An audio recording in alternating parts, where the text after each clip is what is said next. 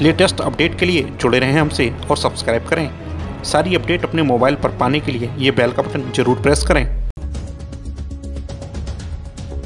मेरठ के मीट कारोबारी और पूर्व बसपा सांसद हाजी शाहिद अखलाक के निजी सुरक्षा गार्ड को लेकर मेरठ में नया बखेड़ा शुरू हो गया है। दरअसल मेरठ की एसएसपी मंजिल सैनी जब रात्रि रूटीन चेकिंग में निकली तो एक काले शीशे लगी संदिग्ध गाड़ी को रोक लिया, जिसमें 2 लोग हथियार के साथ बैठे हुए थे। पूछताछ में दोनों ने अपने आप को पूर्व सांसद का निजी सुरक्षा गार्ड बताया। दोनों के पास से जो हथियार व लाइसेंस मिले उनको देखकर एसएसपी को मामला संदिग्ध लगा, जिसके बाद दोनों के लाइसेंस और हथियार पूछताछ के लिए जमा करा लिए गए। साथ ही जिन 2 सुरक्षा गार्डों के हथियारों के लाइसेंस बने थे वो दोनों कश्मीर के थे और वहीं के लाइसेंस बने हुए थे, जिसमें एक युवक का लाइसेंस कश्मीर के पुंछ जिले का था तो दूसरे का राजौरी का बना हुआ था, जिसमें कहीं भी ऑल इंडिया परमिट नहीं लिखा था, जिसके कारण शक की सुई और ज्यादा घूम गई। इन दोनों लाइसेंस की जांच के लिए मेरठ पुलिस की एक टीम कश्मीर के लिए रवाना कर दी गई है। साथ ही इन लाइसेंसों पर अलग अलग 2 मजिस्ट्रेटों की मोहर लगी हुई थी। बताया जाता है कि 2017 के लिए यह रिन्यूअल हुए थे। रात की जो हमारी पेट्रोलिंग और चेकिंग होती है उसी के दौरान थाना कोतवाली क्षेत्र में अचानक से 2 गाड़ियां सामने आई जिनके काले शीशे थे और अंदर जब उनको चेक किया गया तो उसमें 2 गनर्स बैठे हुए थे, 2 व्यक्ति बैठे हुए थे जिनके पास 2 वेपन्स थे और उन वेपन्स को के जो लाइसेंसेस थे वो कुछ संदिग्ध लग रहे थे, क्योंकि वो J&K के लाइसेंसेस बने हुए हैं। एक पूंछ डिस्ट्रिक्ट का था और दूसरा राजौरी डिस्ट्रिक्ट का था। तो उसी को हम लोगों ने उन लाइसेंसेस को और उन वेपन्स को डिटेन किया है। हम लोग ये देख रहे हैं कि पहले उनका वेरिफिकेशन करा लें कि J&K के लाइसेंसेस यहाँ पर क्यों वो व्यक्ति यहाँ पर है और क्या उसके पास यूपी में वो लाइसेंसेस वैलिड हैं कि नहीं है या ऑल इंडिया में वो वैलिड हैं कि नहीं है।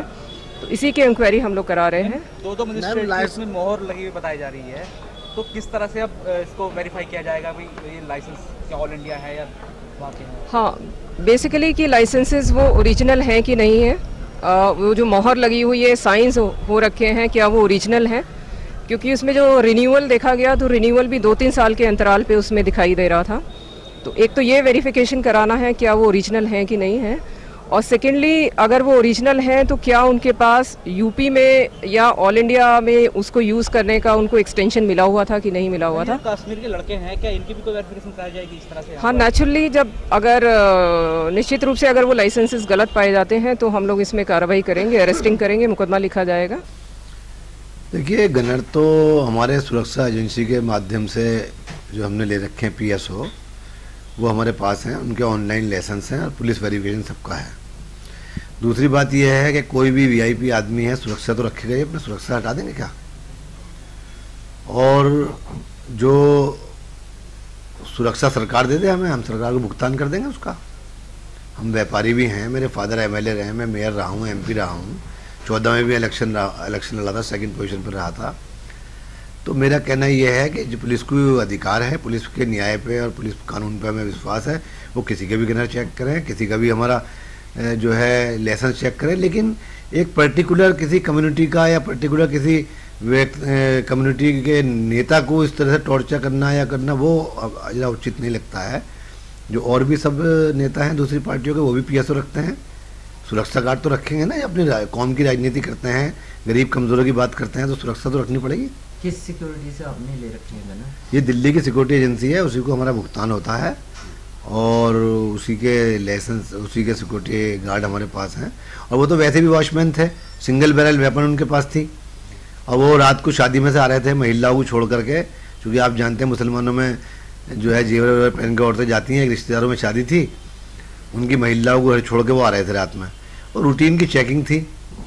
तो उसमें SSP महोदय ने ये कहा कि इनके लाइसेंस चेक होंगे, उन्होंने लाइसेंस छोड़ के चले आए, वो अपने लाइसेंस दे कर लें चेक। वो बाकी हमारे सारे सुरक्षा गार्डों के पुलिस वेरिफिकेशन और ऑनलाइन लाइसेंस सबके अपडेट हैं। बाकी सारी चीजें आगे जांच में स्पष्ट हो पाएंगी। मेरठ से टीम TV 30 इंडिया के साथ राशिद खान की रिपोर्ट। अपने आसपास हो रही किसी भी असामाजिक घटना को भेजें हमारे पास और बने समाज के प्रति जिम्मेदार। हम आपकी आवाज को पहुंचाएंगे महकमों से जुड़े जिम्मेदारों तक। हमें मेल करें support@tv30india.com पर या हमें व्हाट्सएप करें 9758766843 पर और साथ ही TV30 डिजिटल मीडिया नेटवर्क के YouTube चैनल TV30 को भी सब्सक्राइब करना ना भूलें।